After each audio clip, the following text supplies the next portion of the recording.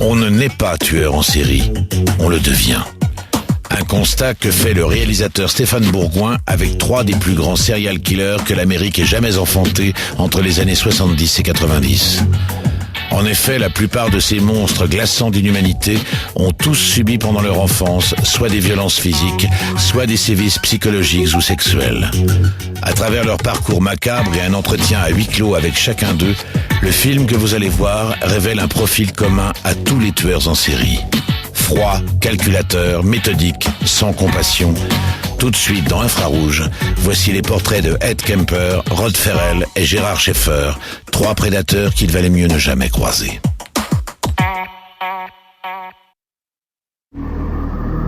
Les 3 hommes que vous voyez sur ces images sont des citoyens américains. Tous les 3 ont été reconnus coupables de meurtre et qualifiés de tueurs en série. Les États-Unis sont le seul pays à avoir étudié ce genre de criminels depuis la fin des années 70. Edmund Kemper entame sa carrière de tueur à l'âge de 15 ans en assassinant ses propres grands-parents. Après 5 années passées en hôpital psychiatrique, il récidive et tue 6 autostoppeuses en l'espace de 6 mois. Je pense qu'il tuait des gens parce qu'il aimait ça. Il était parfaitement lucide. Ce type était capable de parler des pires choses qu'il avait commises sans aucune émotion. Ses dernières victimes seront sa mère et la meilleure amie de cette dernière. Il est alors âgé de 21 ans. Il m'a dit que quand il tua la meilleure amie de sa mère, il avait eu un orgasme. Condamné à vie et incarcéré en Californie depuis 1973, celui qu'on surnomme l'ogre de Santa Cruz est toujours derrière les barreaux. Gérard John Schaeffer exerce la profession de shérif en Floride lorsqu'il est dénoncé par 2 victimes ayant réussi de justesse à échapper à ses griffes. L'homme utilisait alors son insigne pour susciter la confiance de ses proies. C'est la pire personne que j'ai jamais rencontrée. Il m'a regardé dans les yeux et il m'a dit « Tu ne comprends pas, parce que tu n'es pas un serial killer. » Condamné à vie en 1973 pour le meurtre de 2 jeunes femmes, la justice lui attribue dans un premier temps 32 autres victimes avant d'évoquer une centaine de meurtres. Gérard Schaeffer fut assassiné par un codétenu en 1995. À l'époque, j'ai pensé que si jamais il sortait de prison et que je devais me retrouver un jour face à lui, je n'aurais pas hésité un instant à le tuer. Enfin, Roderick Justin Ferrell est arrêté en 1996 après un double meurtre d'une extrême sauvagerie. Il est alors âgé de 16 ans. Il tua 2 personnes et il les tua sans aucun scrupule. Ça l'a excité, il a eu le sentiment d'être important. Plus jeune condamné à mort de l'État de Floride, sa peine fut commuée en prison à perpétuité au vu de son âge au moment des faits. Il aurait tué d'autres gens. Les plus grands experts en criminologie s'accordent à dire que Roderick Ferrell fut appréhendé au tout début de son parcours de tueur en série. Il est aujourd'hui toujours derrière les barreaux.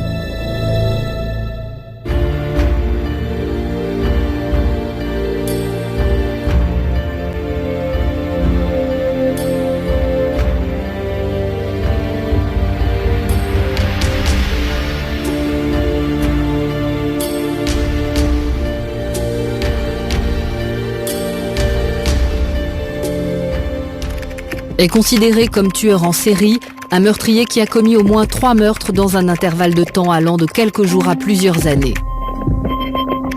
Psychopathe caractérisé par sa boulimie de meurtre et par le plaisir qu'il tire de ses actes. Ses crimes lui procurent un sentiment de toute puissance qui lui fait penser qu'il ne sera jamais pris.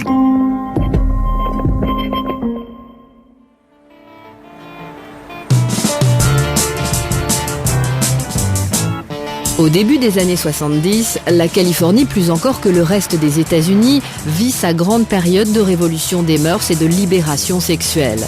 Nous sommes en pleine époque du Flower Power et les jeunes femmes en particulier s'émancipent.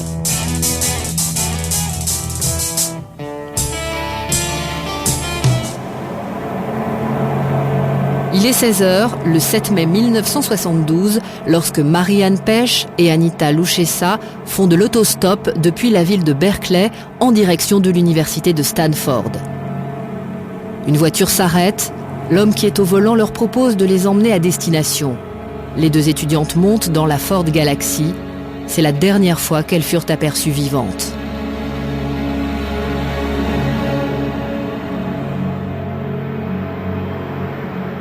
Le 14 septembre de la même année, c'est au tour de la jeune Aiko Koo, 15 ans, de disparaître dans les mêmes conditions alors qu'elle se rend en stop à son cours de danse à San Francisco.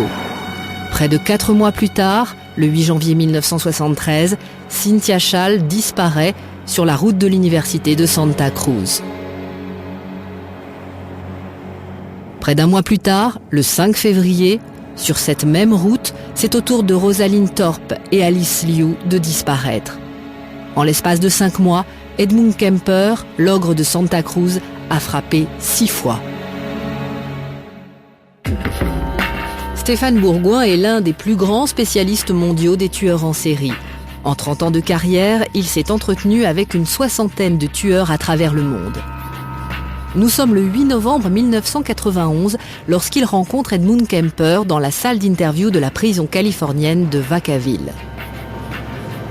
L'homme qui se présente devant Stéphane Bourgoin est un colosse de 2,15 m et 130 kg.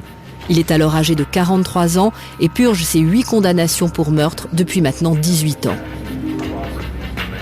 Lorsque je rencontre pour la première fois Ed Kemper, c'est évidemment sa masse physique qui est impressionnante.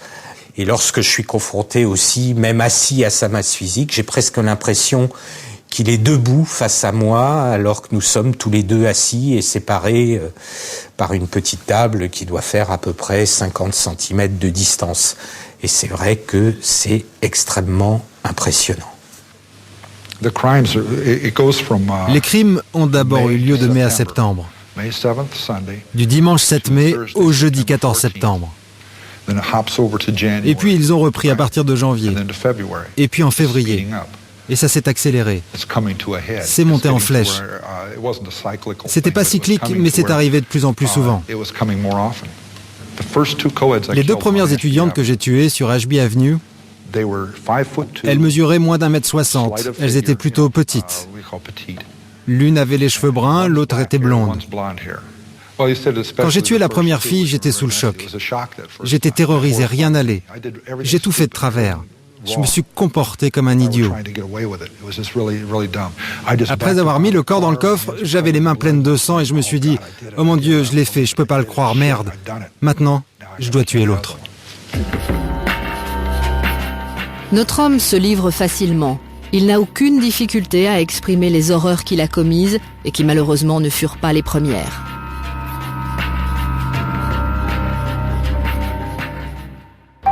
Edmund Emil Kemper III est né en 1948 à Burbank, une ville de la grande banlieue de Los Angeles. 9 ans plus tard, ses parents mettent fin à une relation houleuse et sa mère décide de quitter la Californie pour emménager avec ses 3 enfants dans le Montana.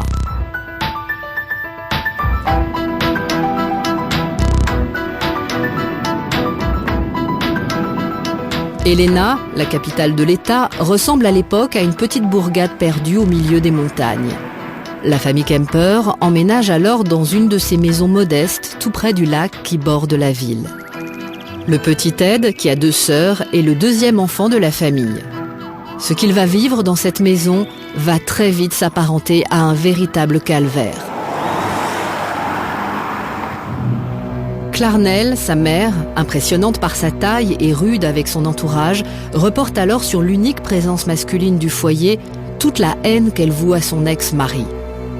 Les sœurs d'Edmund, qui le maltraitent elles aussi, auront leur chambre. Ed, lui, devra se contenter d'un lit de fortune dans la cave. Ma mère et mes sœurs montaient dormir à l'étage, où j'allais moi aussi avant. Mais moi, je devais descendre à la cave. Allez expliquer ça à un enfant de 8 ans.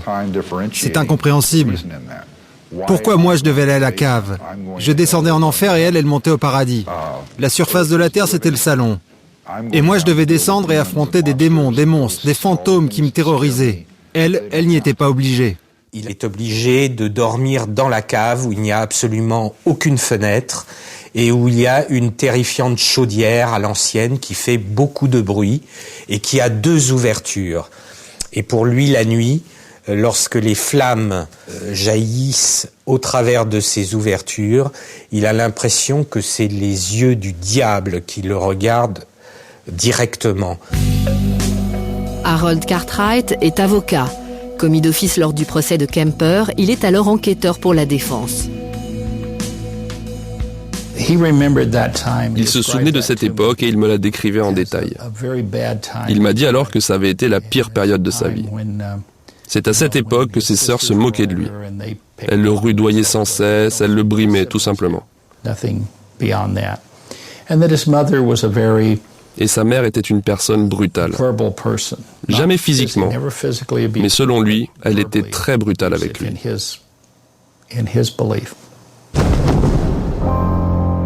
La mère du jeune Edmund l'humilie sans cesse. C'est aussi à cette époque qu'il développe ses premiers fantasmes morbides et qu'il les met peu à peu en application. À cette époque-là, rappelons qu'il est extrêmement jeune, il n'a que 5-7 ans. Il va commencer à commettre des actes de cruauté envers des animaux domestiques du voisinage.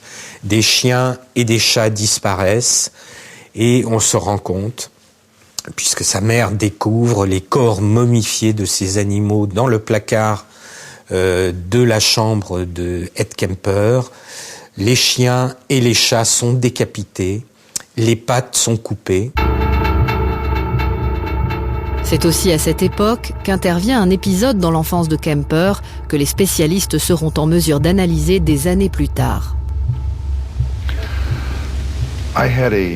J'avais un pistolet de policier. Il était tout en métal, un calibre 5.5. Je l'avais eu à New York. J'étais allé là-bas un été avec mes cousins. Et quand je suis revenu, ça a rendu ma sœur jalouse. C'était ma sœur aînée. Elle détestait ce pistolet. J'avais ce jouet, pas elle. Elle aurait aimé l'avoir à ma place.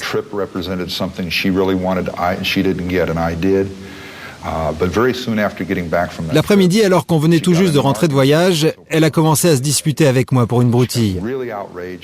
Et puis elle est devenue comme enragée. Elle m'a arraché mon jouet des mains. Je lui ai dit « Ne le jette pas !» Et devant moi, elle l'a jeté par terre de toutes ses forces. Je l'ai ramassé, il était totalement cassé. Elle avait cassé mon pistolet. Il ne fonctionnait plus. Alors je suis allé dans sa chambre et je lui ai pris sa poupée. Une très jolie poupée qu'elle avait, comme toutes les filles ont. Il y avait une paire de ciseaux dans sa chambre. Il y avait aussi une machine à coudre. J'ai pris les ciseaux. J'ai arraché la tête de la poupée et je lui ai coupé les mains avant de lui jeter à la figure. Tu as cassé mon jouet, je t'ai cassé ton jouet. Voilà ce que j'ai fait.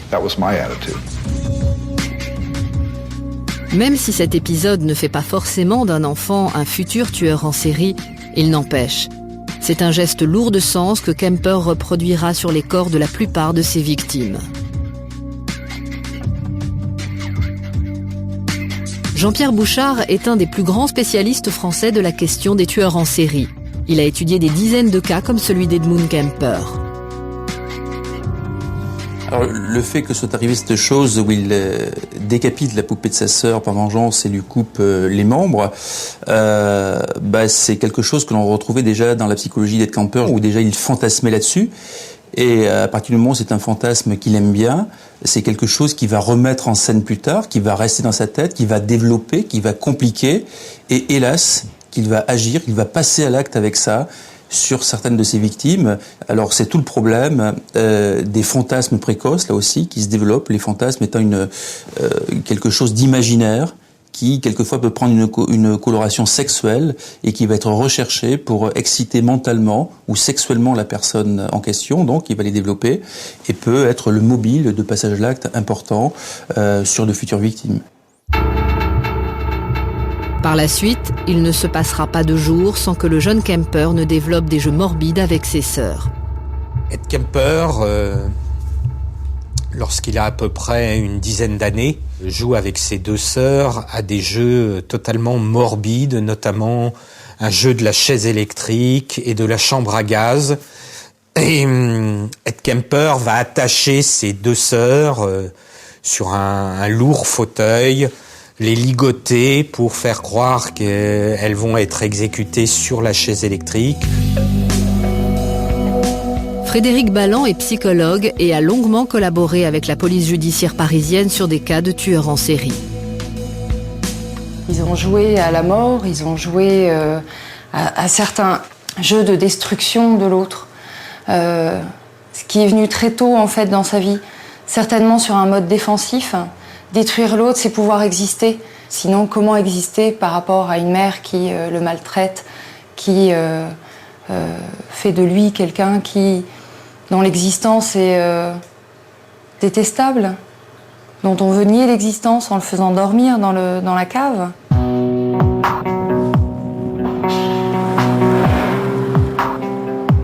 Les mois et les années passent à Helena, et dans la maison familiale, le petit Edmund rêve à ce père absent dont les souvenirs trop lointains le hantent. De son côté, et malgré son aversion pour les hommes, Clarnell, sa mère, se remarie, et le tout nouveau beau-père d'Edmund l'emmène régulièrement pêcher près du barrage qui surplombe le lac d'Helena. Pour la première fois de son existence, Kemper ressent une pulsion de mort, l'envie irrésistible de tuer cet homme qui n'est pas son père. Edmund ne passera pas à l'acte cette fois-ci, pas plus qu'il ne le fera sur sa propre mère qui continue de l'humilier et qu'il déteste de plus en plus. Je pense que le meilleur côté de mon caractère, ça a été de résister à cette sorte de pression que ma mère m'a imposée quand elle faisait tout pour que je devienne ce qu'elle appelait un bon enfant. Je serais devenu fou si j'avais été l'enfant qu'elle souhaitait. Je ne suis donc pas devenu cet enfant-là. D'une certaine façon, comment dire, j'ai résisté à ma mère. Kemper, qui ne peut donc plus supporter sa mère, décide alors de partir. Direction la Californie. Il a alors un seul but en tête, rejoindre son père. Mais le jeune Kemper va subir une déconvenue supplémentaire. Je ne suis allé là-bas qu'une seule fois, mais j'ai dû partir. On était allé là-bas pour Noël chez mon père à Los Angeles, mais après, il a fallu que je parte. J'avais de grosses frictions avec mon demi-frère et ma belle-mère. On a eu des problèmes. Je ne les intéressais pas, ils ne m'aimaient pas, ils s'étaient construit une nouvelle vie et moi, j'étais désespéré parce que je n'avais jamais eu la présence d'un homme à mes côtés. Je voulais que mon père m'aime, je voulais qu'il me le prouve, je voulais sa reconnaissance. Mais après, ça a très mal tourné. On s'est beaucoup disputé et il n'a pas voulu me prendre avec lui. Il a décidé de se débarrasser de moi. J'appartenais à son ancienne famille, je n'étais plus rien. Le jeune Ed est rejeté de toutes parts. Ses parents décident de le confier à ses grands-parents maternels établis dans la lointaine campagne californienne, aux abords du parc de Yosemite. Kemper et son père ont fait le trajet en voiture pour rejoindre le village de North Fork.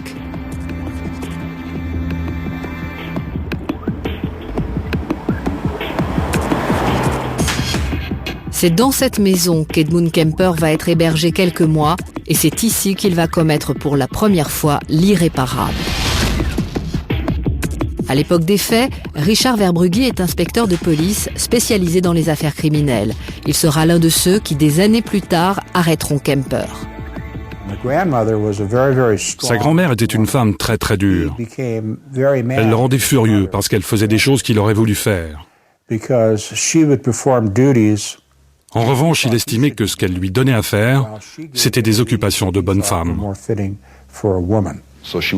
Elle ne me laissait jamais rien faire seule, elle ne me laissait jamais prendre des initiatives. J'ai développé un fantasme quand je pensais à elle, une envie de la tuer. Mon fantasme de décapitation a commencé à ce moment-là. C'est là qu'il s'est mis en place. Un jour, il tua sa grand-mère. Et quand son grand-père fut de retour, il savait que cela allait mal tourner. Du coup, il tua son grand-père.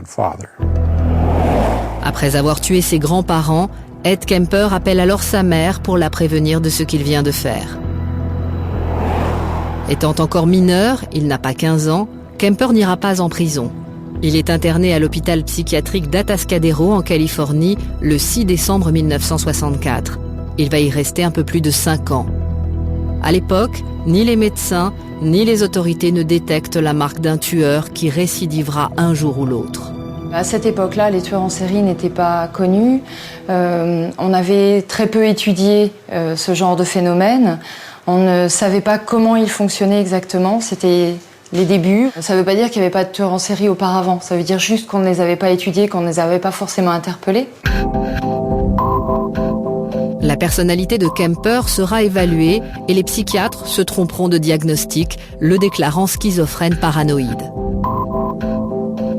S'il a été diagnostiqué comme schizophrène paranoïde, ça veut tout simplement dire qu'il aurait été psychotique, il aurait été délirant, il aurait été halluciné, ce qui n'est pas le cas d'Ed Kemper. Il est absolument pas délirant, il est absolument pas psychotique, il n'est pas halluciné, il n'est pas schizophrène paranoïde. Donc c'est une erreur de diagnostic très importante, étonnante même, tellement elle est énorme. Et Ed Kemper, on le voit bien, n'est pas quelqu'un qui délire. Au contraire, c'est quelqu'un de très organisé, d'intelligent, mais qui a des mobiles très particuliers qui ont pris racine dans son passé familial, lui aussi très particulier. Le psychopathe a un goût prononcé pour les conduites antisociales sans éprouver de culpabilité. Personnalité instable et amorale, impulsive et intolérante à la frustration. Le psychopathe n'éprouve aucune empathie pour les autres.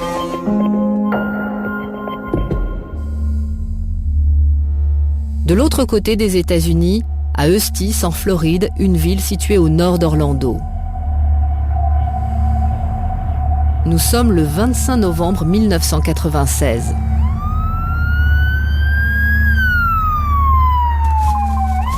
Il est 23h45 quand, alerté par un appel téléphonique, cet homme se rend sur les lieux d'un double homicide perpétré dans une maison située à quelques kilomètres de la ville. Jeff Taylor était à l'époque shérif adjoint.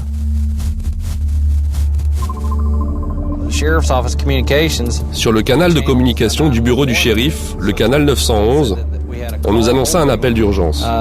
Une fille avait retrouvé ses 2 parents morts dans leur résidence.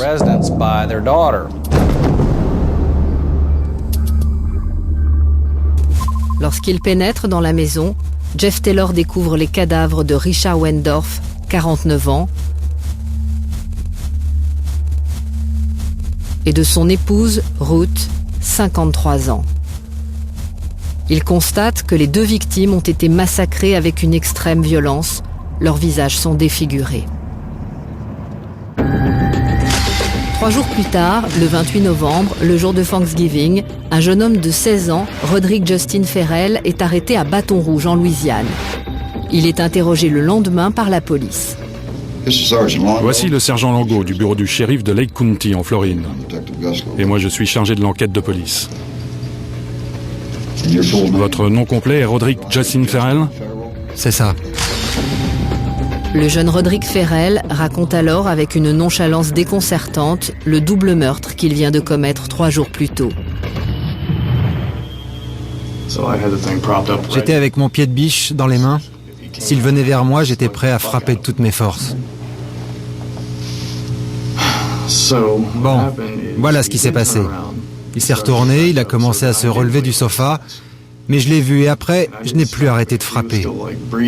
Il continuait de respirer, et je frappais, et je prenais un plaisir fou à le frapper. Il était assis ou allongé à ce moment-là ? Non, il est retombé, il avait perdu connaissance. Il est retombé dans le divan ?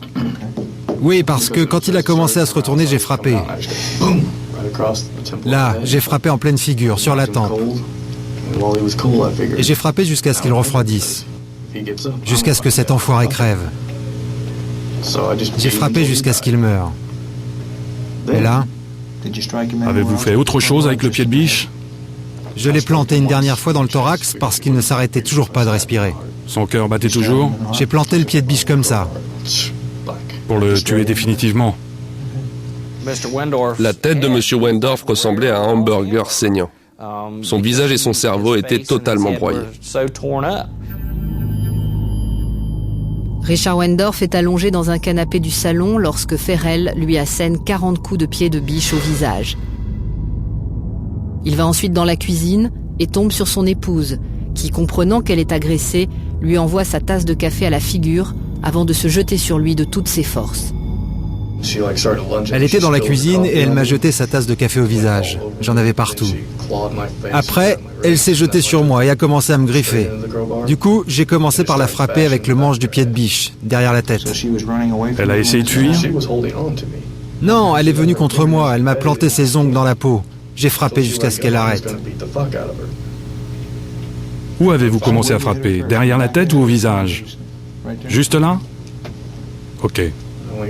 Et puis je l'ai frappé une fois juste là, au sommet du crâne. Et puis de nouveau à l'arrière du crâne. C'est le gros trou que vous avez vu sur les photos. Quoi qu'il en soit, elle s'est permise de me salir en me balançant son café. Je l'ai frappée, je l'ai jetée par terre. Et j'ai continué de la frapper jusqu'à ce qu'elle arrête de respirer. Joël Vaillant est colonel de gendarmerie. Sa carrière d'enquêteur l'a amené à se former auprès des spécialistes du FBI. Il a travaillé sur plusieurs cas de tueurs en série français. Dans le cas de Ferrel, ce que l'on constate, effectivement, c'est la froideur, la distance, l'absence de remords. C'est un récit clinique, sans aucune, empathie ou passion pour la victime. François Caroli est psychiatre des hôpitaux et officie à l'hôpital Sainte-Anne à Paris. Il est capable d'être totalement détaché de l'acte. Ça veut dire qu'il s'est détaché de l'aspect humain de ses victimes. Il les a déshumanisées, il les a chosifiées. Et à ce moment-là, on ne voit pas pourquoi il aurait une émotion particulière. La seule chose qui lui donne de l'émotion, c'est éventuellement le plaisir de se souvenir, ou le plaisir d'avoir envie de recommencer, ou le plaisir de manipuler l'autre, ou le plaisir de devenir une vedette, ou de devenir célèbre, et le plaisir de montrer sa toute-puissance. Donc, on comprend que ça soit totalement désaffecté. Le 27 février 1998, celui que la presse surnommera le vampire de Styx est condamné à la chaise électrique. Mais après 3 ans passés dans le couloir de la mort, sa peine est commuée en prison à perpétuité au vu de son âge au moment des faits.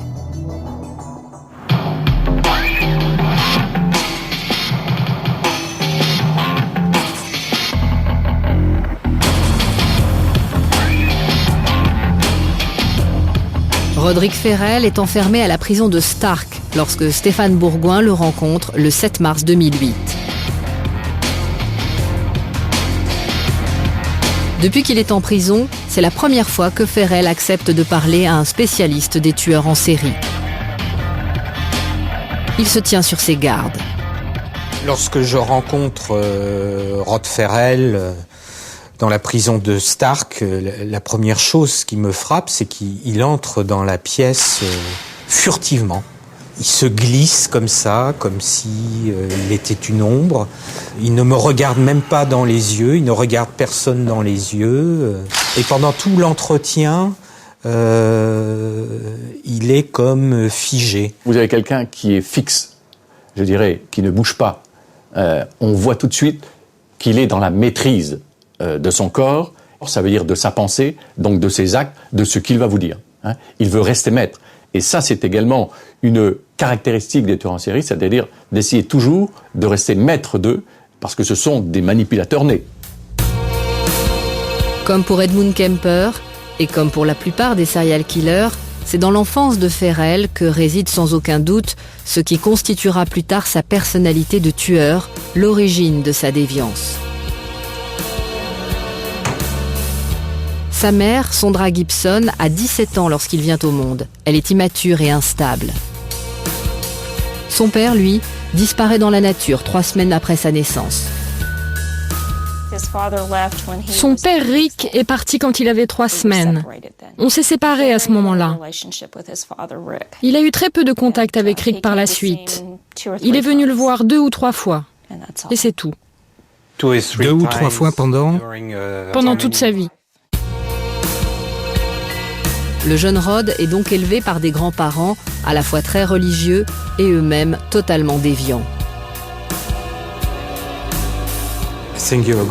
Vos grands-parents étaient très stricts, très religieux.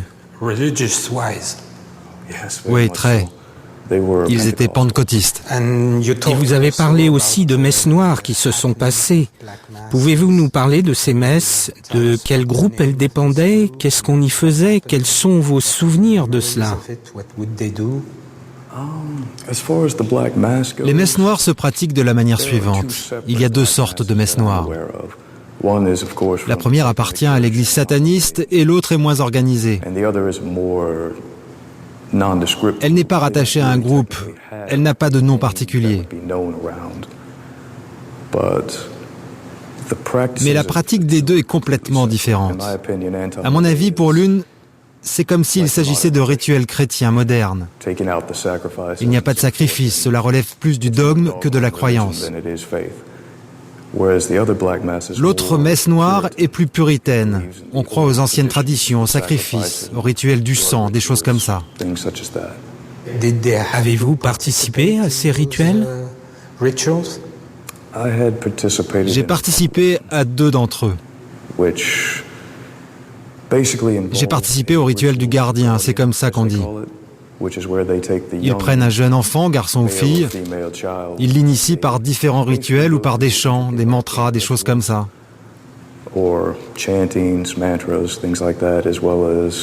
Parfois par des sacrifices de sang qui représentent la conception, le sang de Dieu, etc. Ils les élèvent comme ça et créent chez eux une identité avec le groupe. Et ils deviennent les gardiens du groupe. Et j'ai participé à 2 de ces rituels. Quel âge aviez-vous à l'époque? Je devais avoir environ 6 ans. Candace Hawthorne est avocate. Elle fut commise d'office pour défendre Ferrell lors de son procès. Il y avait bien un culte au Kentucky, culte auquel Rod a été initié. On a enquêté à l'époque du procès. Oui, il y a bien eu des sacrifices d'animaux, des sacrifices auxquels Rod a participé. En marge de ces rituels occultes auxquels il est initié, le jeune Ferrell va dans le même temps être littéralement confronté à l'horreur. Il est violé à 2 reprises par un des membres de la secte. C'est sans doute à cause du drame et de l'émotion que j'ai vécu autour de tout cela, mais je ne me souviens plus très bien de cette histoire. J'étais âgé de 5 ou 6 ans quand c'est arrivé. Nous sommes allés à la pêche, je crois. Je ne suis pas sûr. Et si je me souviens bien, c'est l'ami de mon grand-père qui m'a violé. Mais je le répète, j'ai vraiment du mal à me souvenir aujourd'hui de tout cela.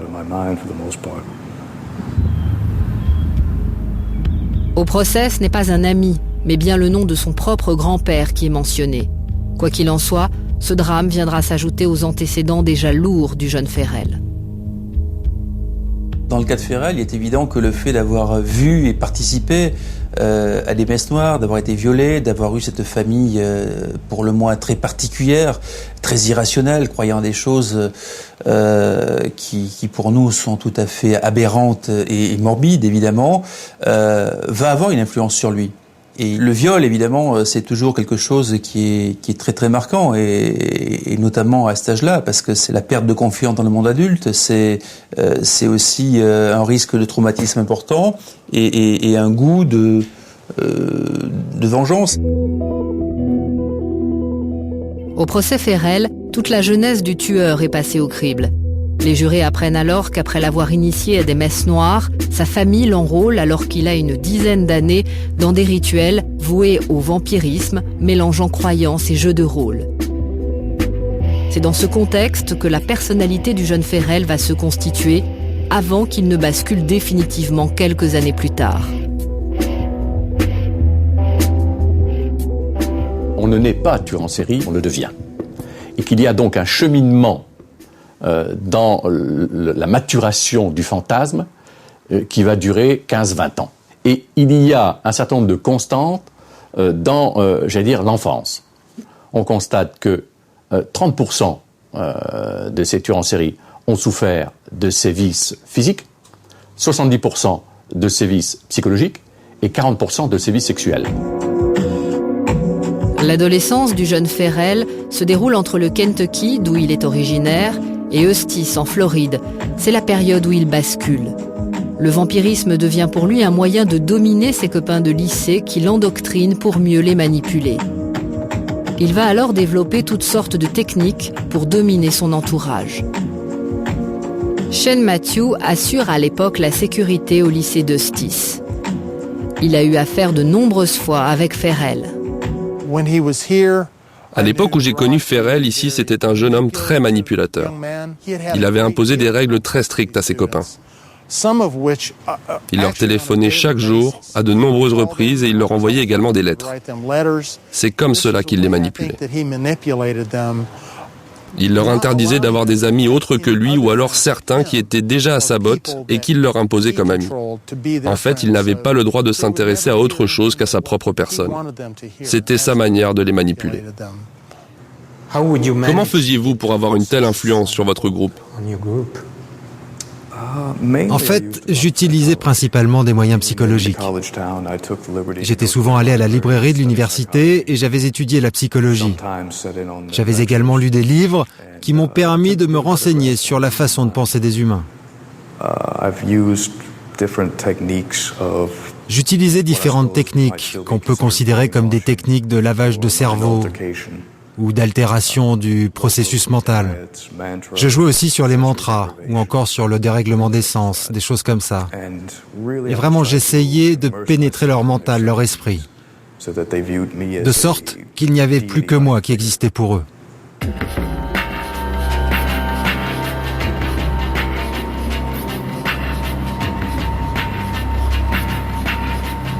C'est dans le cimetière, situé à 2 pas du lycée, que Ferrell initie son entourage au cours de cérémonies où il leur fait échanger leur sang. C'est aussi à cette époque que Ferrell a un premier accroc avec la police alors qu'il commence à torturer des animaux qu'il achève avec une violence inouïe.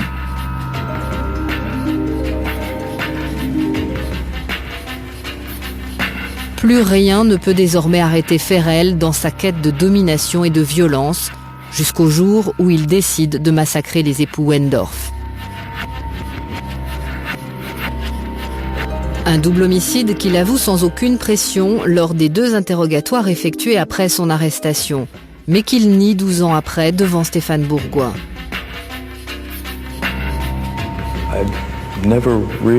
Je n'ai vraiment aucun souvenir d'avoir eu une quelconque envie de tuer qui que ce soit à ce moment-là. Je voulais juste voler leur véhicule. Et pour être tout à fait franc, je ne me souviens plus des détails. Il s'est écoulé tellement de temps depuis ce moment-là. Et puis à l'époque, je me droguais tellement. Lors de son procès, il a été prouvé que Roderick Ferrell n'était sous l'emprise d'aucune drogue au moment du meurtre. Ferrell a par ailleurs été déclaré psychopathe par les médecins qui l'ont examiné et reconnu totalement responsable de ses actes. Le fait d'avoir été évalué pour Ferrell comme psychopathe ou antisocial, c'est la même chose. Ça veut dire que les psys l'ont trouvé très certainement très égocentrique, avec des conduites marginales, intolérant à la frustration, c'est-à-dire dès qu'il y a des limites ou des choses qui ne lui plaisent pas, il peut répondre par des réponses agressives, par le fait qu'il puisse commettre des actes de délinquance ou en tout cas des infractions, par le fait qu'il soit relativement amoral, qu'il ne partage pas les valeurs communes à tout le monde. Donc c'est en gros ce que ça veut dire, avec sûrement un égocentrisme très très important. Mais ça veut aussi dire qu'il n'est pas malade mental, car c'est un trouble de la personnalité, mais pas une maladie mentale comme les psychoses et la schizophrénie paranoïde par exemple. Et surtout ce que ça veut dire sur le plan pénal, c'est une traduction précise, c'est que les antisociaux ou psychopathes doivent être considérés, y compris aux USA, comme pénalement responsables de leurs actes. Comme Edmund Kemper, 32 ans plus tôt, lorsqu'il tue ses grands-parents, Roderick Ferrell est encore mineur lorsqu'il passe à l'acte pour la première fois et massacre les époux Wendorf. Mais à la différence de Kemper, la psychopathie de Ferrell est, elle, immédiatement détectée. D'après tous ceux qui l'ont approché ou qui ont analysé son cas en profondeur, Roderick Ferrell est donc bien un tueur en série en puissance, stoppé au tout début de son parcours criminel.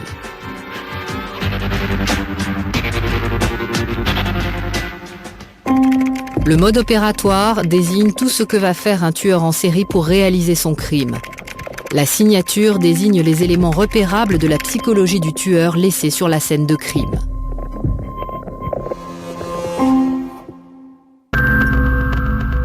Hôpital psychiatrique d'Atascadero, Californie, 1969. Cela fait plus de 5 ans maintenant qu'Edmund Kemper y est enfermé. Celui qui a assassiné ses grands-parents à l'âge de 15 ans est maintenant âgé de 21 ans. Aucun incident n'a émaillé son séjour. Ed paraît tout à fait assagi. Le 30 juin 1969, les autorités décident de mettre Kemper en liberté surveillée. Mais les psychiatres ont détecté un vrai problème relationnel entre Edmund et sa mère. Les psychiatres de l'hôpital ont recommandé que les contacts avec sa mère soient limités. Ils n'ont pas préconisé qu'il n'y ait aucun contact. Ils ont préconisé des contacts limités. Ils avaient détecté dans ses antécédents de vrais problèmes avec sa mère.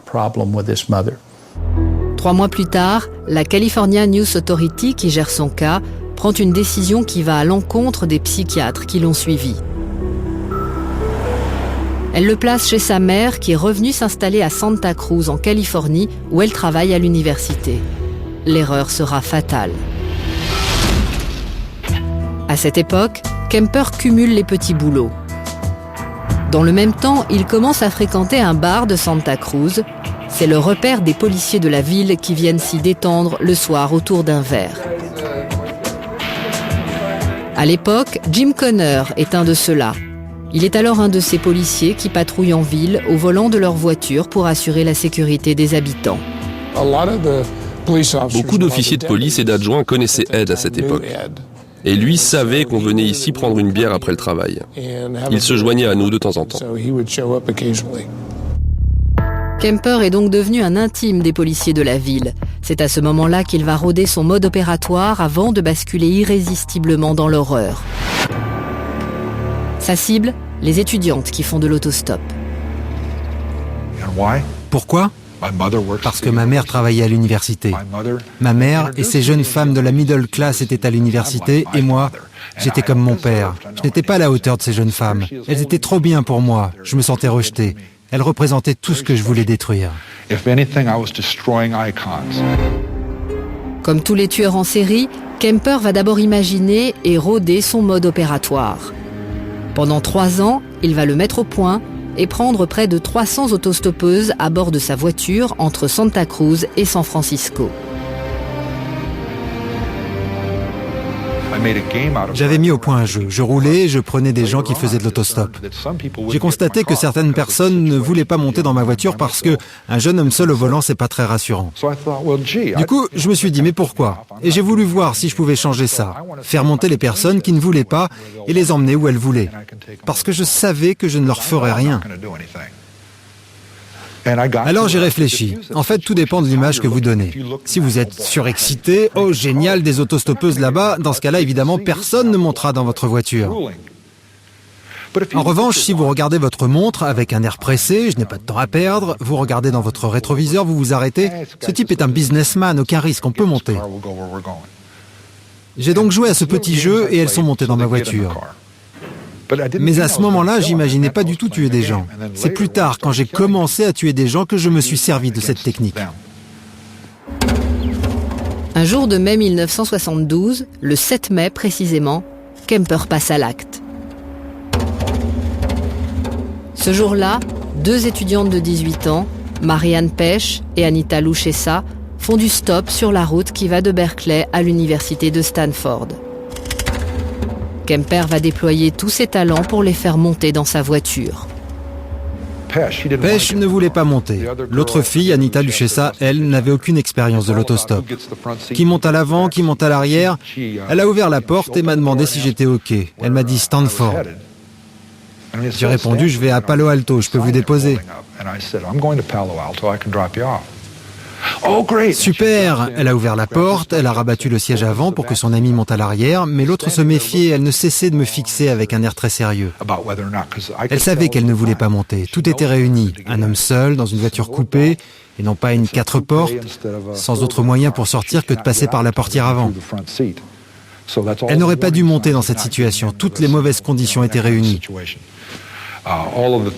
Mais comme j'ai regardé ma montre quand je suis arrivé, ai-je vraiment le temps de les emmener ? Elle a fini par se dire, ce type n'est vraiment pas dangereux. Et elle est montée. Mickey Alufi est l'un des policiers enquêteurs de Santa Cruz qui plus tard arrêteront Kemper. Quand il prenait des autostoppeuses, elles montaient par la portière passager et il leur disait « Je pense que la portière est mal fermée ». Il rouvrait la portière et la claquait de nouveau. Mais le type de voiture qu'il avait possédait un système de verrouillage sous la poignée. Et quand il fermait la porte, il bloquait le loquet et personne ne pouvait alors plus sortir par cette portière. Elle ne pouvait plus actionner la poignée.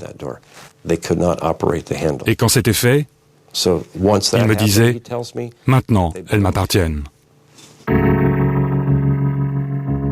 Kemper tuera les 2 étudiantes à coups de couteau avant de les décapiter et de se débarrasser des corps qu'il enterre dans les collines qui surplombent Santa Cruz, non sans avoir violé les corps auparavant. Oui, il se peut qu'avec ce type d'explication où il agresse des jeunes femmes qu'il a pris en stop parce qu'elles représentent la middle class américaine, les étudiantes plutôt bien des USA, venant du campus, au travail de sa mère, il se peut que c'est une représentation de vengeance maternelle importante. Mais je crois que derrière ça, il y a autre chose aussi.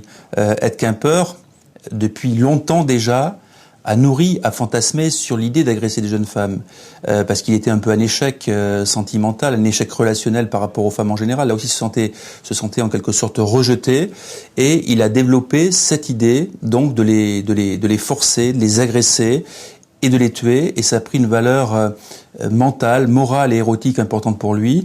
Et je crois qu'il y a aussi cette dimension-là qui est très importante et qui l'a poussé à récidiver. Et le fait qu'il se soit habitué à prendre des gens en stop, qu'il ait en quelque sorte rodé une technique, rodé en mode opératoire, qu'il a banalisé avec des conduites très sophistiquées où pour les mettre en confiance, il ne s'arrêtait pas tout de suite, il regardait sa montre pour leur faire croire qu'il était pressé, mais que finalement il voulait bien les prendre. Et donc, tout ça montre que derrière, il y a aussi cette dimension de recherche de victimes, d'appât et de recherche de comportements sexuels extrêmes et sadiques, en plus de l'élément de vengeance par rapport à sa mère. Entre mai 72 et février 73, Kemper va rouler et rouler encore entre les villes de Santa Cruz et San Francisco. Il tuera 4 autres étudiantes selon le même mode opératoire. Il les prend toutes en autostop, les décapite une fois assassinées et viole les corps. Puis, il les démembre et les disperse dans la nature afin de déjouer la police. Kemper, il a, dans sa méthode, réfléchi à retarder les moyens d'identification et d'affiner sa méthode par le démembrement, la tête, les bras, les mains, voire les dents, et voire même, lorsqu'il a utilisé une arme à feu, d'aller extraire de la tête de ses victimes la balle pour éviter d'être identifié et de faciliter le travail des enquêteurs dans les rapprochements.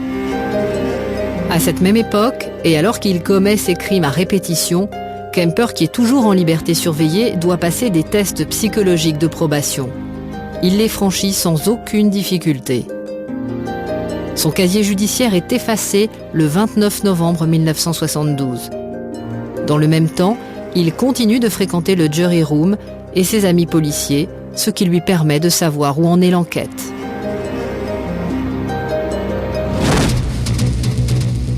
En l'espace de 6 mois, Kemper a tué 6 autostoppeuses. Son mode opératoire est très bien rodé et rien ne semble pouvoir désormais l'arrêter. Pourtant, un mois plus tard, il met un terme à cette série de meurtres, décidant d'épargner les 2 nouvelles jeunes filles qu'il prend à bord de sa voiture. À la fin, quand j'ai pris ces 2 autostoppeuses, elles ressemblaient aux 2 premières, Marianne Pêche et Anita Luchessa, qui travaillaient à l'époque au Mills College. Et voilà ces 2 nouvelles filles de plus qui montent dans ma voiture. Nous avons remonté la 14e et nous sommes arrivés à la hauteur d'un grand échangeur routier avec la 580. Elles voulaient passer sous l'autoroute, faire demi-tour et reprendre l'autoroute dans cette direction-là. Et en prenant cette direction, je savais ce qui était arrivé quelques mois plus tôt sur la route de Pamela. J'avais tué Anita Luchessa et Marianne Pêche. Le Mills College est dans cette direction en centre-ville. Elles n'étaient pas d'accord. Elles voulaient aller dans cette direction-là. Je me suis dit, ne prends pas cette direction, et je ne peux pas leur dire pourquoi. Vous ne devriez pas prendre ce chemin, le Mills College est par là. Non, nous savons que c'est par là que nous voulons aller. À ce moment-là, en approchant de l'embranchement, je leur dis non, nous devons nous mettre à droite, prendre l'autoroute et la direction du centre-ville. Et vous voulez prendre à gauche et vous approcher ainsi de votre propre mort.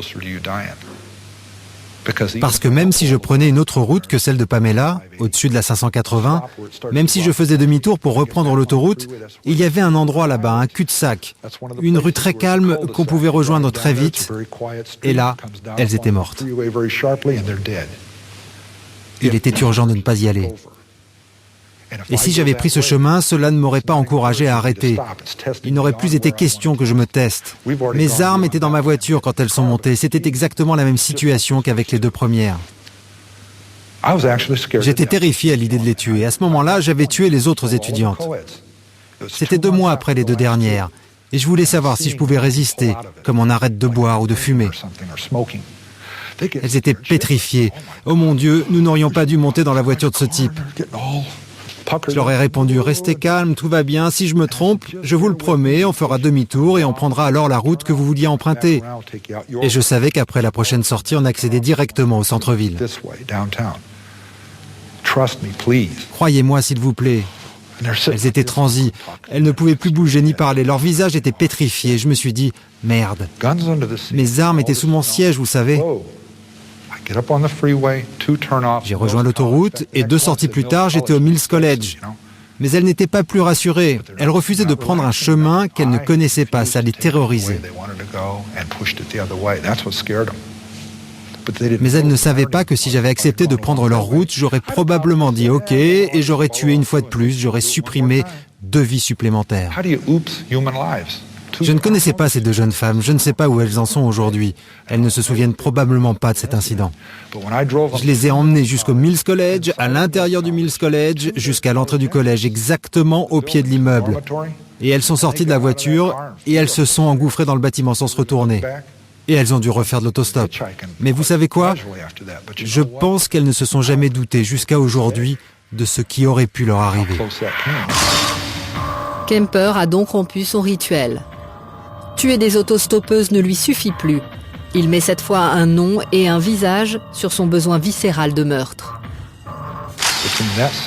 Depuis ce dimanche-là jusqu'au samedi d'après, pendant toute la semaine, je n'ai cessé de me répéter « Ma mère va mourir, je vais la tuer ». Le vendredi suivant, je suis rentré à Santa Cruz dans l'après-midi. J'ai bu jusque tard dans la soirée.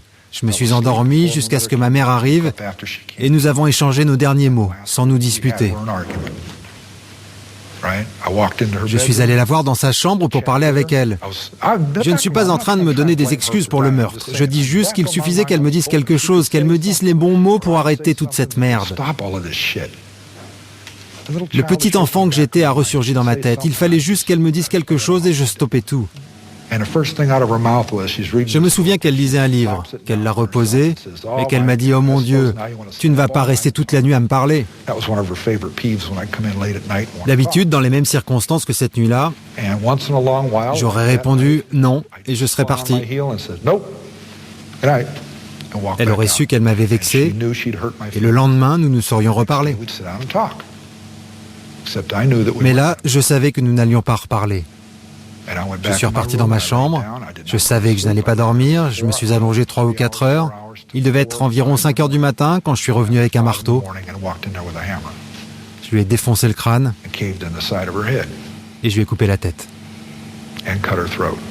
Alors ce que fait Kemper sur sa mère, c'est évidemment tout à fait extrême. Hein. C'est un matricide, mais pas un matricide comme on le voit couramment, où en général les gens, quand ils tuent leurs parents, les tuent de façon plus normale, je dirais, où il n'y a jamais cette connotation sexuelle, il y a rarement des altérations sur le corps des victimes, et il n'y a surtout pas de décapitation.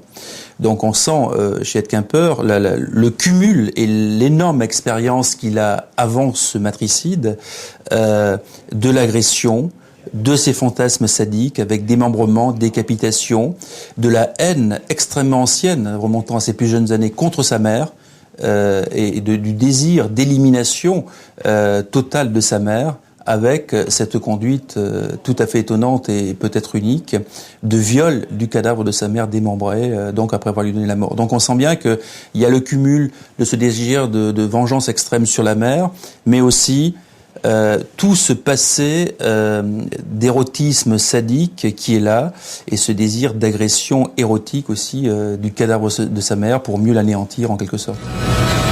Après avoir tué sa mère, Kemper assassine la meilleure amie de cette dernière qui travaille comme elle à l'université de Santa Cruz.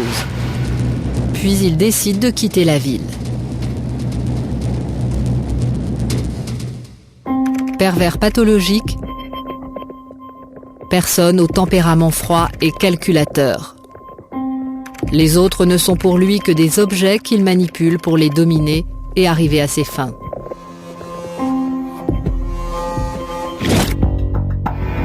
Cet homme, pour moi, est l'incarnation du mal. Il vous regardait droit dans les yeux et vous saviez qu'il voulait vous tuer. Quand il souriait, on pouvait voir la mort sur son visage. C'était un tel mélange, une telle mixture de tous les types de déviance. Il était cruel et inhumain. C'était un personnage froid et calculateur. Dès l'instant où je me suis trouvé face à Gérard Schaeffer, qui est d'apparence charmante, souriante, qui se prétend totalement innocent, victime de manipulation, j'ai eu l'impression véritablement d'une aura maléfique et d'une chair de poule immédiate face à Gérard Schaeffer. Mon dos était complètement bloqué et j'ai eu l'impression littéralement d'un viol psychique. De quoi vous accuse-t-on ? On m'accuse d'avoir tué 34 femmes. Mais personne n'a été capable de retrouver les 34 noms. Ni la justice, ni personne. C'est une accusation fausse. Vous avez été reconnu coupable de quoi ? J'ai été reconnu coupable d'en avoir tué 2, à Fort Pierce. Alors que personne ne m'a jamais vu sur les lieux du crime. Aucun lien n'a été établi entre moi et les victimes, sauf la mère de l'une des 2 qui a témoigné. Stéphane Bourgoin dit qu'il a ressenti quelqu'un de maléfique parce que justement, face à lui, on n'existe pas. L'autre n'existe pas.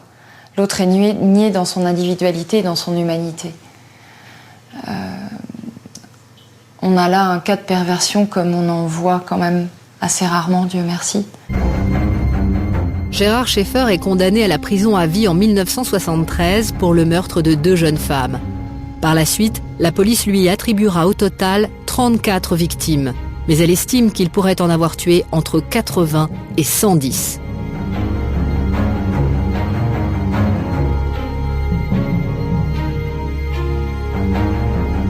En 1972, Robert Crowder est déjà shérif du comté de Martin, en Floride. J'ai rencontré Gérard Schaeffer quand il s'est porté candidat au poste de shérif adjoint. À ce moment-là, il était officier de police à Wilton Manor en Floride, dans le comté de Broward. Et il cherchait un job de shérif adjoint dans un autre comté. À l'époque, il avait une apparence tout à fait normale, une bonne tête. Il semblait très sympathique et très charismatique quand il s'entretenait avec les gens. Et puis, nous nous sommes vite aperçus que derrière cette façade se cachait tout autre chose.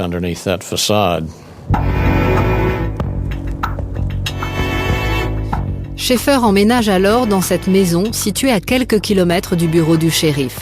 Il semble alors convenir parfaitement au poste de shérif adjoint.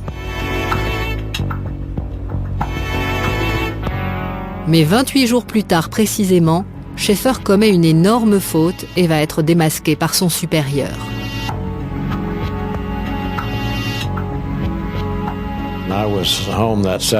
J'étais chez moi un samedi matin. Le téléphone sonne, ma femme m'appelle et je prends le téléphone, c'était Schaeffer.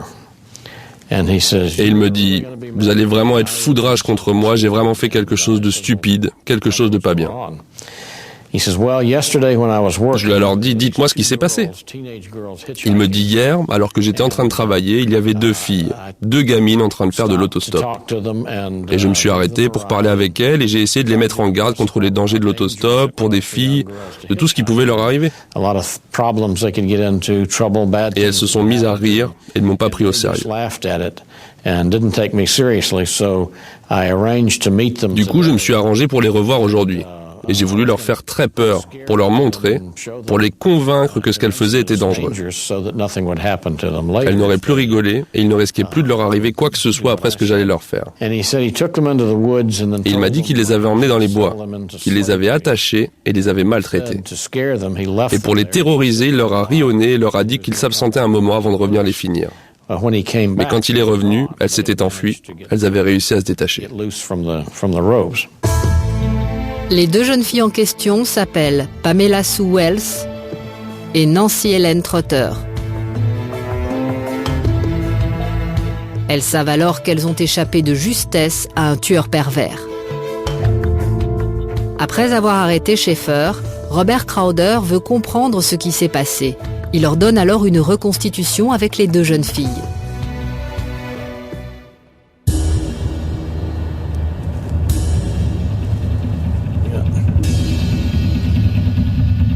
Ce qu'il va découvrir va le glacer.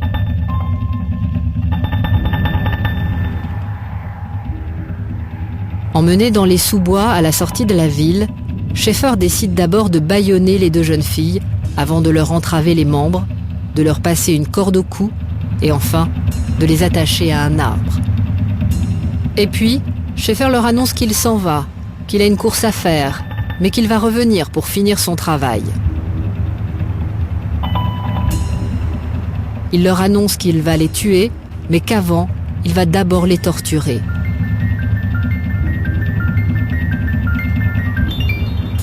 Mais en son absence, les 2 jeunes filles vont réussir à se libérer et à fuir.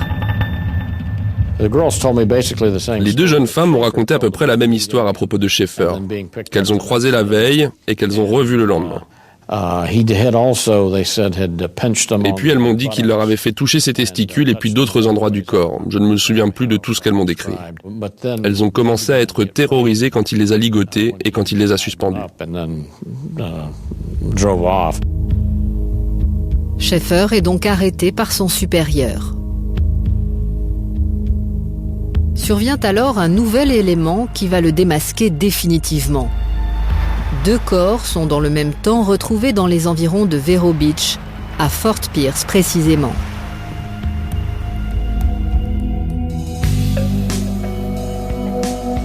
Robert Stone est procureur au procès de Schaeffer qui s'ouvre en octobre 1973.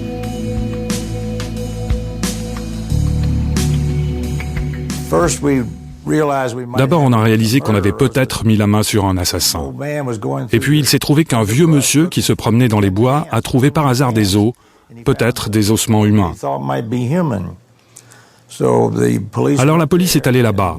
Elle a ratissé l'endroit et elle a retrouvé les restes de 2 personnes, 2 humains. Ils ont retrouvé les corps de ces 2 femmes.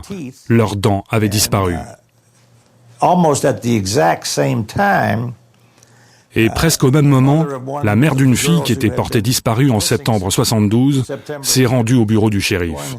Elle avait repéré un numéro de plaque d'immatriculation.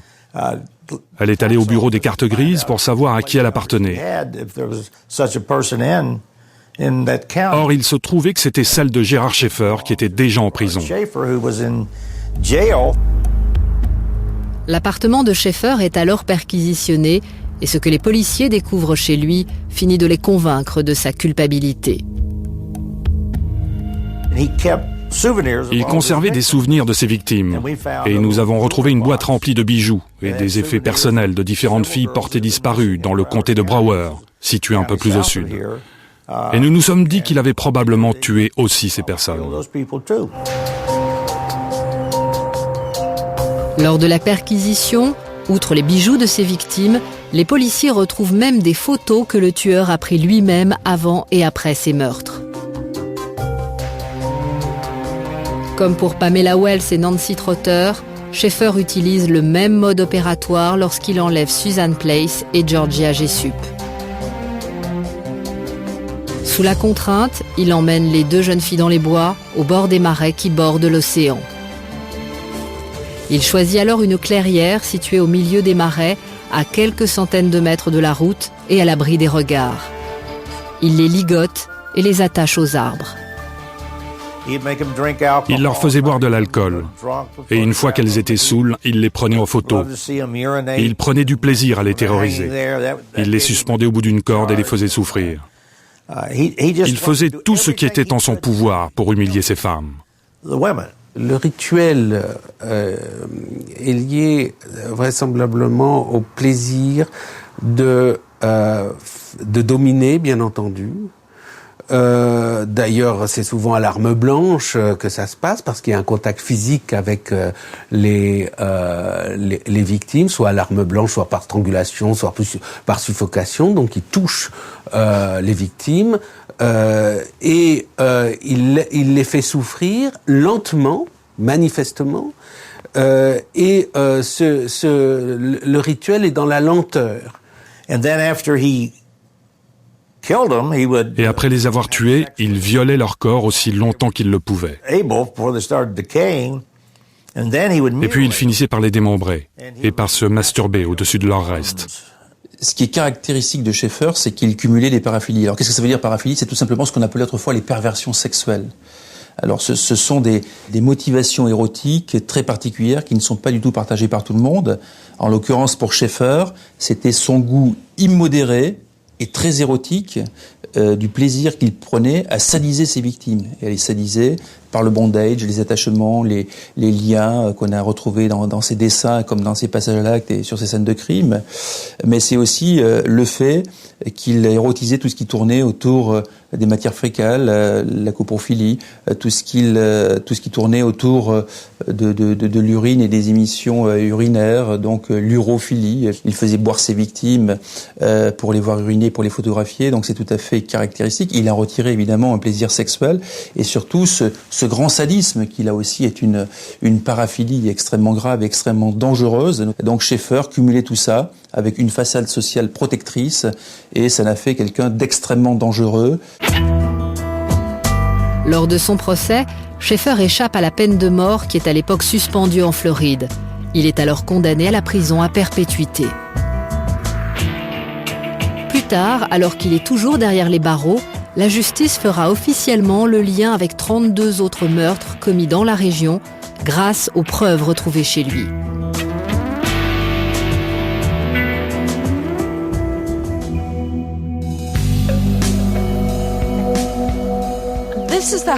Voici la maison dans laquelle Gérard Schaeffer vivait quand je l'ai rencontré en 1964. Sandra Landon a bien connu Gérard Schaeffer. Elle le fréquente pendant 1 an, le perd de vue et reprend contact avec lui 10 ans plus tard lorsqu'elle apprend ses crimes. Il avait toujours 2 histoires. La première était « Je suis le plus grand tueur en série de femmes du siècle ». La seconde était « Je suis innocent, je n'ai jamais tué personne et je suis un honnête policier ». Et je me souviens d'un moment mémorable. Il m'a dit cette phrase, très lentement. Il m'a regardé droit dans les yeux et il m'a dit « Tu ne peux pas comprendre, parce que tu n'es pas un serial killer ». Quand il fut reconnu coupable pour les 2 meurtres, Robert Stone fit le lien avec 34 meurtres ou disparitions de femmes jusqu'alors inexpliquées. En parlant avec Schaeffer de ces autres cas,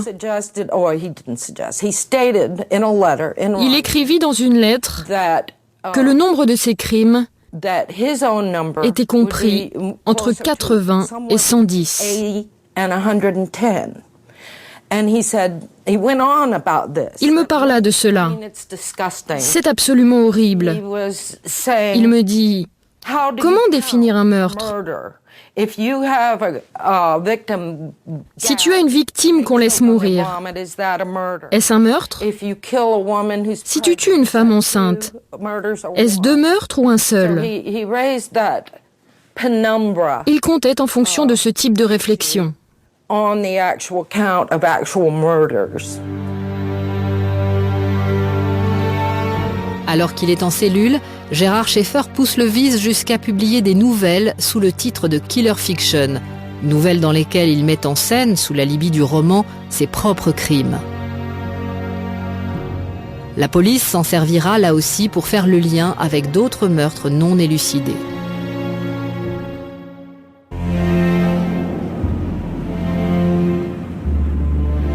Dans les années 60, Schaeffer habite avec ses parents la station balnéaire de Fort Lauderdale, en Floride. Il est issu d'une famille catholique très pratiquante. Enfant, Schaeffer se met à détester son père qui commence à tromper son épouse. Dans le même temps, il entretient avec sa mère des rapports fusionnels. Il avait le droit de dormir dans le lit de sa mère. Ou plutôt, il dormait encore avec sa mère alors qu'il avait plus de 16 ans. Sondra Landon se souvient également d'un épisode qui à l'époque ne l'avait pas marqué. Elle n'avait alors que 16 ans.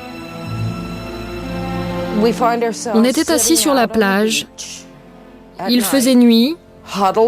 On était enroulés dans une couverture qu'on utilisait d'habitude pour s'allonger. On l'avait mis sur nos épaules. Et soudain, il devint très sombre. Et il m'annonça qu'il éprouvait le désir de tuer des femmes. Avec le recul, Sondra Landon se souviendra des années plus tard d'autres épisodes ayant émaillé leur jeunesse et qui lui permettront de faire parler Schaeffer. Lorsque Stéphane Bourgoin le rencontre en novembre 91, Gérard Schaeffer est en prison depuis 18 ans. Il n'a jamais avoué officiellement ses crimes. Livrant parfois des anecdotes sur certaines disparitions de jeunes femmes, il s'est contenté de jouer au chat et à la souris avec la justice qui tentait de le faire avouer. Stéphane utilise alors un moyen détourné pour le faire parler. Quand j'interroge Gérard Schaeffer et que je n'arrive pas à le bouger, je décide d'adopter une stratégie qui est de le faire parler de tueurs en série qui sont ses voisins de cellule, et notamment du plus célèbre d'entre eux, Ted Bundy, qui en attend d'être exécuté dans le couloir de la mort de Floride. Donc je lui pose des questions en sélectionnant des rituels particuliers et des modes opératoires de crimes de Ted Bundy qui, je le sais, correspondent à ses propres rituels et modes opératoires. Et vous allez constater qu'en fait, Schaeffer m'avoue ses crimes entre les lignes. Il revivait en permanence ses crimes ? Je ne dirais pas exactement en permanence. Il m'a dit qu'il avait suivi mon affaire dans les magazines de détectives et qu'il avait tué 2 filles à Washington pour me copier sur des crimes aussi terribles que ce que j'avais commis sur Place et Jessup. Je pense qu'elles s'appelaient Ott et Naisland. Et il m'a dit qu'il les avait emmenées dans un chemin forestier et qu'il les avait étranglées et qu'il avait violé les corps et qu'il était revenu et qu'il les avait de nouveau violées et qu'il les avait décapitées comme une sorte d'hommage. J'ai pensé, vous êtes des salopards d'avoir écrit ça. Regardez ce type qui a lu ça et qui croit vos conneries. Et bien que je n'ai rien dit de tout ça, maintenant, il est là à m'encenser. Ce n'était pas exactement encensé, c'était vraiment un hommage. Combien en as-tu réellement eu, Gérard? Ils ont dit 34. Est-ce que tu te les as toutes faites? Ou tu les as juste emmenées au cimetière? Je me suis dit, Ted pense que je suis le meilleur. Qu'est-ce que je peux répondre à ça? Qu'est-ce que je peux dire? Vous ne pouvez pas donner une réponse rationnelle à ça. Si vous lui disiez que c'était des conneries, il vous répondait non, non, je le sais. Et il savait. parce qu'il l'avait vécu et que je l'avais vécu. Pas ce qu'on avait écrit sur moi, bien sûr. Et il avait fait de son mieux pour copier ce qu'il avait lu. Il en avait eu 36. Il voulait être le meilleur. Ça le chagrinait que j'en ai eu 34. Et il avait peur que j'en ai d'autres et qu'il ne soit pas au courant. Il était toujours à me poser la question. Il voulait que je lui réponde non, j'en ai que 34.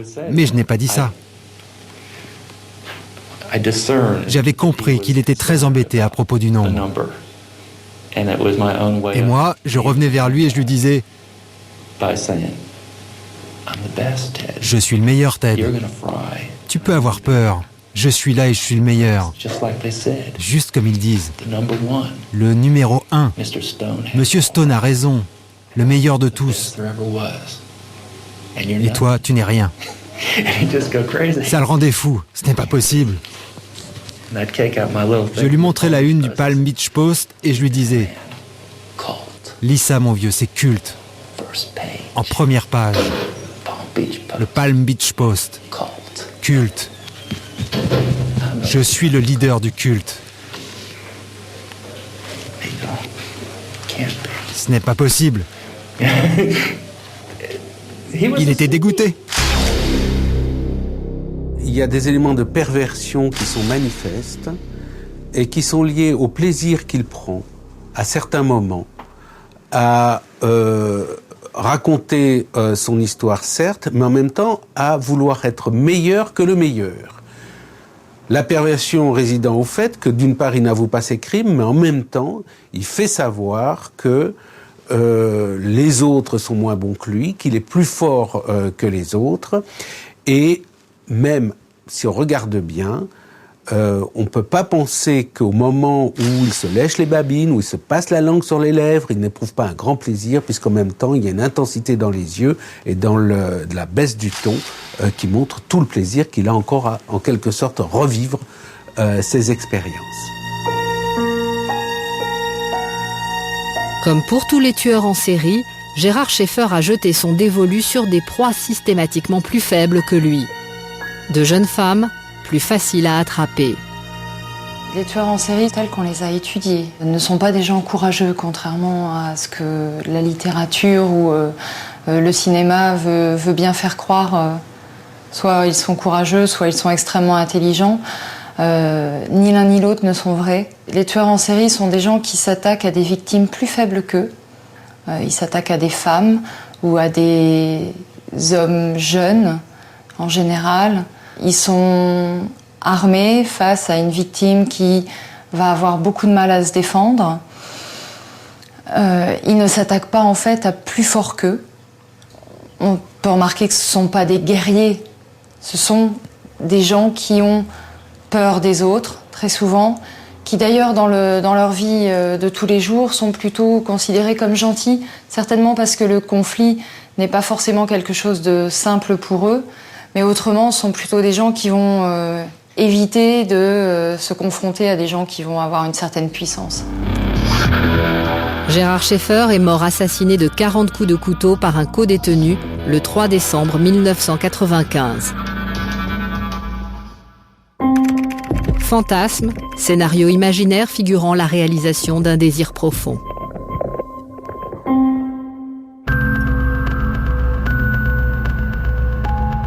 Retour en Californie le week-end de Pâques 1973, où Edmund Kemper vient d'assassiner sauvagement sa mère et la meilleure amie de cette dernière.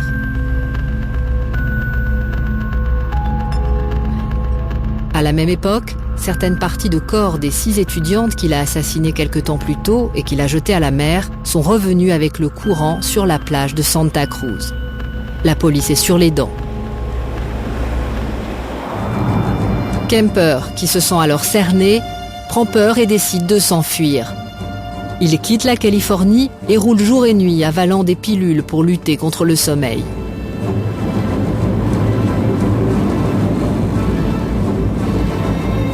Trois jours plus tard, il atteint la ville de Pueblo, dans l'état du Colorado. Épuisé de fatigue, il stoppe alors sa voiture dans cette station-service et, fait rarissime chez les tueurs en série, il décide finalement de se rendre. Il tente alors de joindre par téléphone l'une de ses connaissances de la police de Santa Cruz pour lui avouer ses crimes. Je lui ai demandé de me dire ce qu'il avait fait. Il m'a répondu qu'il avait tué sa mère et son ami. Alors, j'ai fait durer la conversation avec lui pour essayer de le localiser. Dans le même temps, j'ai contacté un collègue de travail, Mickey Alufi. J'ai reçu l'appel vers 5 heures du matin. Il m'a dit que M. Kemper avait décidé de se rendre et qu'il appelait d'une cabine située à Pueblo, dans le Colorado. Il avait tué sa mère et une autre femme, plus tous les homicides sur lesquels on enquêtait. Mickey Alufi décide alors de se rendre à Aptos, dans la banlieue de Santa Cruz, chez la mère de Kemper. On a cherché dans la maison et on a trouvé les corps dans la salle de bain de sa mère. Et puis on est sorti et on a procédé au relevé des empreintes sur la scène de crime. Alertés immédiatement par Jim Conner, une fois Kemper localisé dans la ville, les policiers de Pueblo procèdent à son arrestation.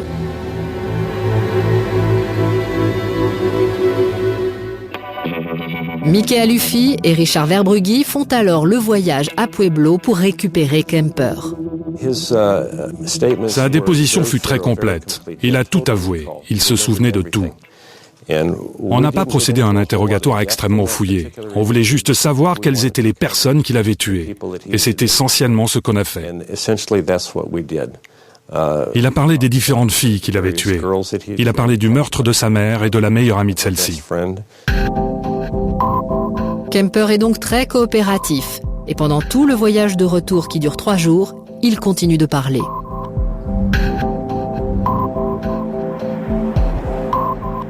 De retour à Santa Cruz, il accepte même de montrer aux enquêteurs où il a caché les corps de ses victimes. Kemper sera également très coopératif lors de son procès qui s'ouvre le 25 octobre 1973, se montrant prolifique, même sur les pires détails, sans que sa voix ne trahisse la moindre émotion.